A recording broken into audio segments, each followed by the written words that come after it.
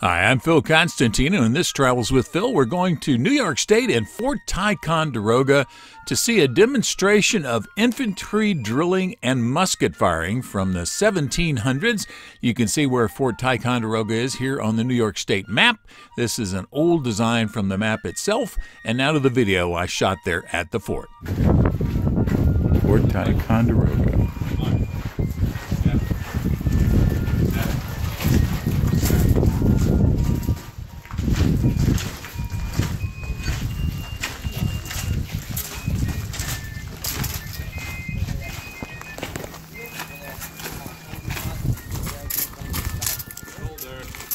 Firelock.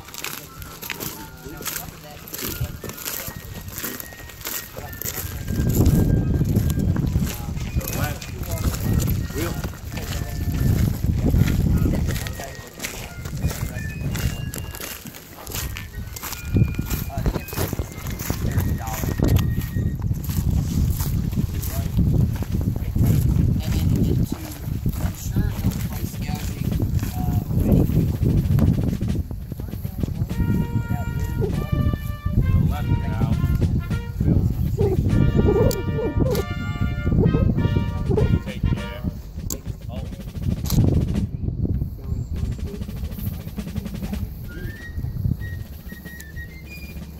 Good morning, ladies and gentlemen.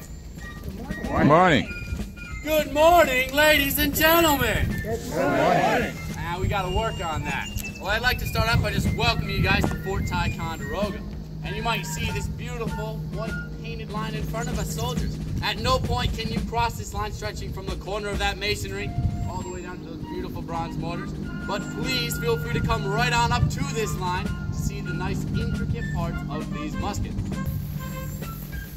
So the soldiers standing in front of you today are part of Captain Buckland's company of Major Ebenezer Stevens' Independent Battalion of American Artillerymen, stationed right here at Fort Ticonderoga back in the year of 1777.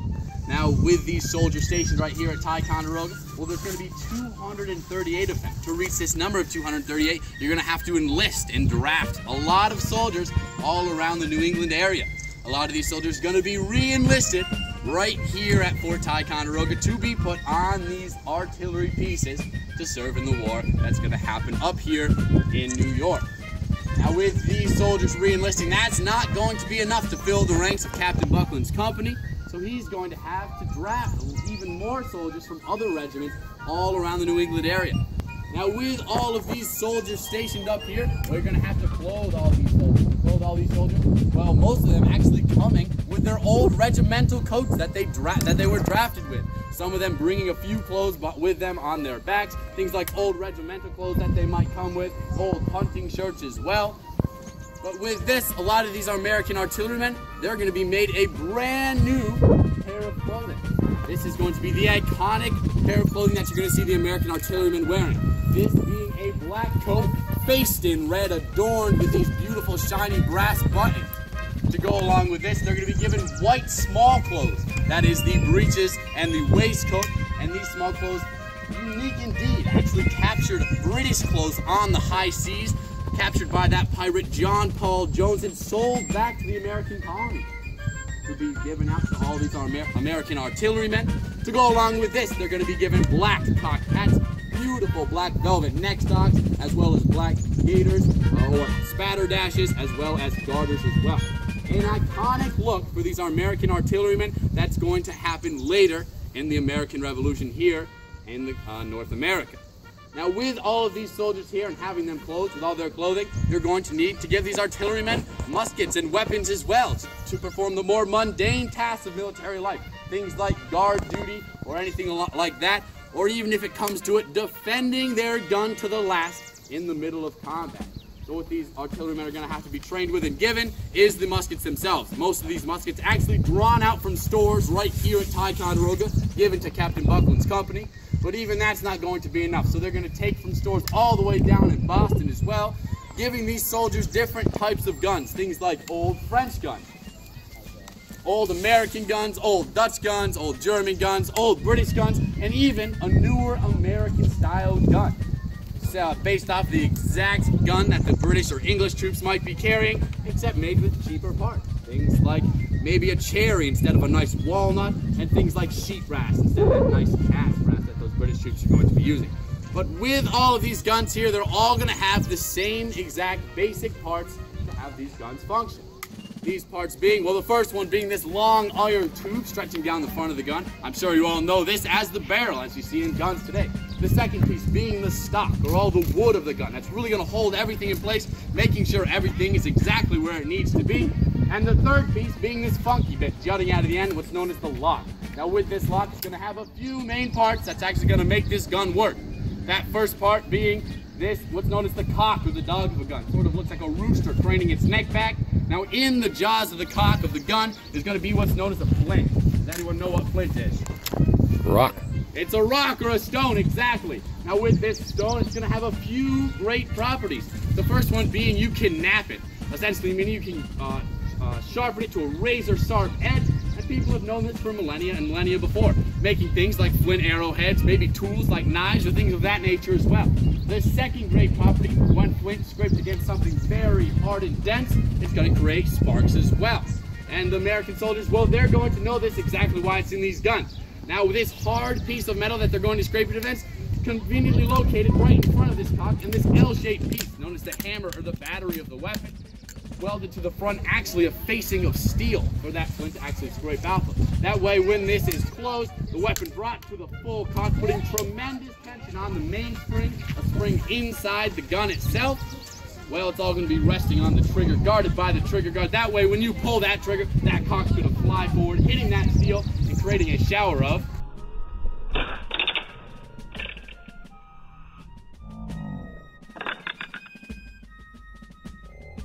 sparks are going to fly down into a small spoon-shaped bit that we know as the pan. This pan is going to hold a small priming charge of powder. When these sparks hit that powder, it's going to ignite, sending it through a small hole in the breech of the gun, known as the touch hole.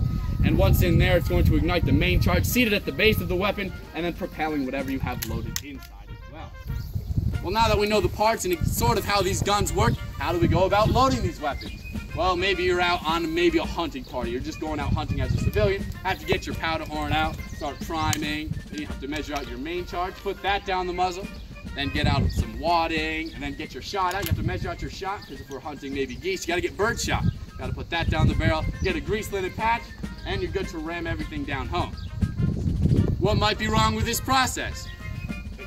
It takes way too long. So what these artillerymen actually making right here over in the Ticonderoga Peninsula, and more specifically across the lake here at Fort Independence on a laboratory over there, well, these artillerymen in that laboratory making paper cartridges over there, getting shipments of powder and lead and paper to roll up these cartridges for all of these soldiers to easily be able to use. Now in this cartridge itself, well, seated at the base, you're going to have, well, whatever your projectile is, whether it be just a solid ball itself, or maybe what we call buckshot, smaller pea-sized lead balls based down there, or maybe a combination of the both, known as buck and ball. Seated just above that, you're going to have just enough powder to prime this weapon and act as the main charge as well. And the paper, not just acting as a neat carrying case, actually acting for the wadding of the cartridge as well. Now, I'm sure in preparation to coming to Ticonderoga today, you have all watched dozens and dozens of war movies of the 18th century. What is the very first iconic scene you might see a soldier doing to start loading his weapon with this cartridge?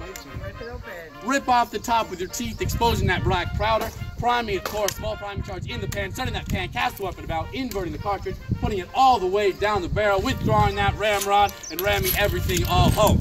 Now these soldiers here at Fort Ticonderoga, they're trained to do this process in just about 10 to 15 seconds. If you do that math, that's about a shot every that's a shot 4 to 6 times every single minute, which is extremely fast for these men to be doing.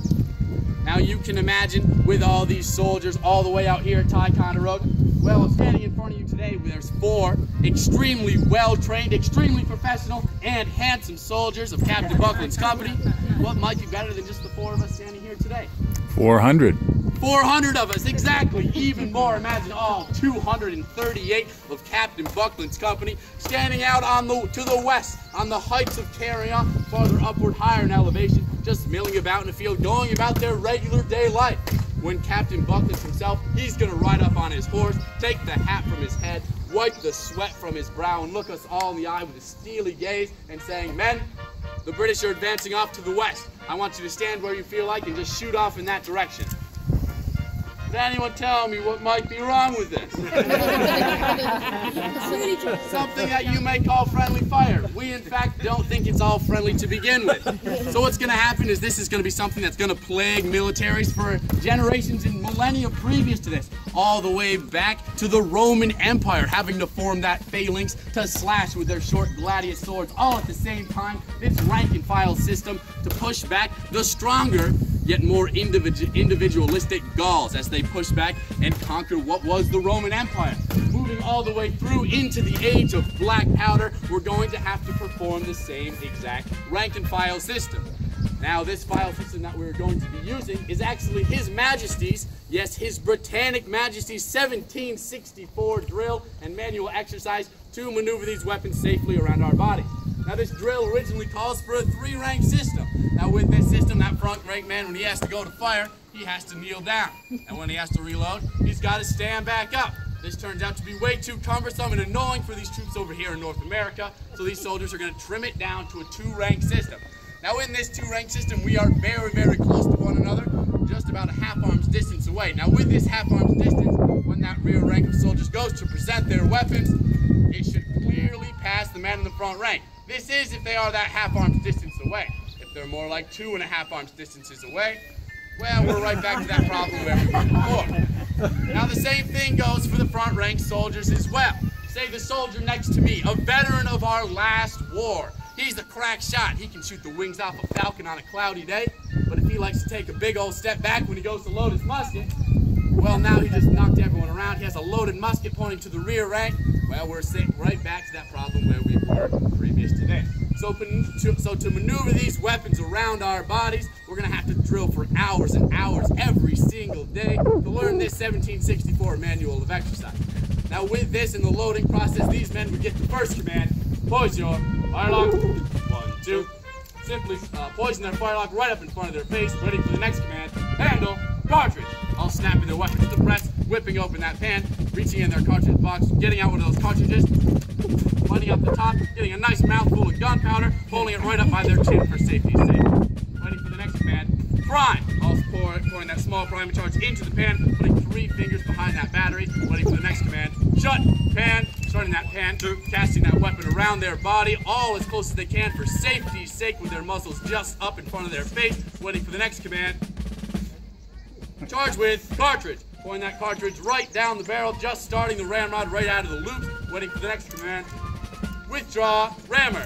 Every soldier withdrawing that rammer, just starting it down the barrel of the musket, waiting for the next command. Ram! All soldiers propelling that ramrod all the way down, seating that cartridge all the way at the breech of the weapon, and putting it back all but a few inches, waiting for the next command. Return, rammer. 1, 2. All these soldiers returning their ramrod, snapping up to the position known as the recover. At this point, any officer would know all of his soldiers are all loaded, giving the next command, shoulder your firelock. 1, 2. Now, any good officer worth his salt would know at this point, well, we probably just shouldn't stand out here in the middle of a field, so they're going to find the most advantageous position, marching their men around the battlefield however they will, anywhere they possibly can, to get the best spot to shoot at any enemy forces marching upon them. Now, just as is the loading procedure, so is the firing procedure as well. After moving through this step-by-step system to safely maneuver these weapons around our bodies so we do not harm one another. Now, the first command in the firing sequence, they would get, poise your firelock. 1, 2. Cock your firelock. All those men cocking their firelock, those front rank soldiers taking a small step backward with their right foot, those rear rank soldiers taking a half step over to the right to shoot in between the files of the front rank men. Waiting for the next command, present. All those soldiers taking careful aim on their targets downrange, and believe me, all these soldiers having to be able to hit a man-sized target at about 100 yards away, all of them taking careful aim. And I'm going to warn you now, this is going to be the loud part. If you do need to take any precautions, now would be the time to do so. All of these soldiers waiting quietly and patiently for that final command to fire! All these muskets going off at the same time, and these soldiers instinctively snapping right back to this position right here. Now this is all well and good. Us soldiers can go through this step-by-step process all day long. But you have to remember, we're training hours and hours every single day, so we know this step-by-step system. All we need is one single command to load these weapons, that command being the simple command to prime and load. All these soldiers going through those motions as fast as they possibly can. Pointing off that cartridge one more time, getting a nice mouthful of powder, waiting for the next command. About, flipping those weapons about at the same time so those soldiers bump into each other, as well finishing the process, ramming everything down the barrel, as well as returning their ramrod, and instinctively snapping right back up to the position of recover once these weapons are fully loaded. That way, any officer at this time definitely would know all of his soldiers are loaded and ready to shoot once more. Shoulder firelock, 1, 2. Now as well, we know we're all American soldiers here. What are Americans very, very good at now today, as well as back in the 18th century? I'll give you a hint. There's a massive stone one right behind you. They're good at building fortifications and digging in. So imagine at those French lines all the way out to our west more, these American soldiers are going to be digging in. They're going to dig down 6 feet, 10 feet across, roll this earth up 6 feet. So if you dig 6 feet down and build 6 feet up, how high of a wall do you have? 12 feet. We must have a bunch of math majors in the crowd today. Now with this 12-foot high wall, all the men of Captain Buckland's company, they can actually extend all 238 men down the entirety of the wall, and this is going to be in that 1764 manual of exercise as well, what's known as parapet firing, or firing behind a fortification. As we know, these British are going to remark on these American soldiers, essentially writing down that we are the best at digging in, using this entrenchment style of warfare. As we know in the 18th century all the way up to modern day today, we are great at this. So these soldiers will get the command to prepare to extend the files to the left. Extending those files all the way down. And imagine not just the 4 of us soldiers today, all 238 of Captain Buckland's company, spaced about a yard or so a half apart from one another, all the way down the length of this massive 12-foot fortification, all the way up on those heights of carrying out farther westward on the Ticonderoga Peninsula. Now with this procedure, it's the exact same as the firing procedure as if we were to shoot in a volley formation, though a little bit different. This way, these soldiers would always have a loaded gun pointing down range, and they're not shooting all at the same time. Because any British soldier might know, duck when they shoot in the volley, and then get back up and start marching forward. They can easily get to our trenches. When we shoot in this type of formation, you will always have that loaded gun for any soldier marching upon you. Now, to begin this sequence, these soldiers would get the command, make ready! All these soldiers snapping up, only the front rank soldiers cocking their weapons, the rear rank soldiers simply going up to their cover, waiting for the next command, freeze and the final command to commence firing! All these soldiers shooting their weapons off at different times, so they know there's always a loaded weapon down range. If those British soldiers were to advance any farther upon our entrenchment here, we can simply let that gun go off. Now the same thing goes. You're always having a loaded gun behind you as well. This rear rank soldier always loading his musket, letting the front rank guy know when he is finally fully loaded. That way he can shoot his musket off. In the case of a misfire, trying one more time, goes off one more time. He simply step back to the rear rank to try to fix any problems that might happen with these muskets. And this time you can imagine this happening for hours and hours a day. Every time in warfare, these American soldiers always having a gun down range for any single moment when these British soldiers may advance even well. Now this type of firing can happen for hours, as I said, until you command cease firing, where at any time any front rank man soldier will fire their last shots off, loaded inside their muskets down range. And now these soldiers can once again return to their original rank, prepare to close the files to the right. Coming right back up to that nice close 2 rank and file system. Thank you for watching this video. If you liked it, please give it a thumbs up by clicking on the button below. You're welcome to leave comments below as long as the language is family friendly. And finally, if you'd like to see more of my videos, please subscribe to my channel by clicking the button over on the bottom right hand corner. Thank you again for watching.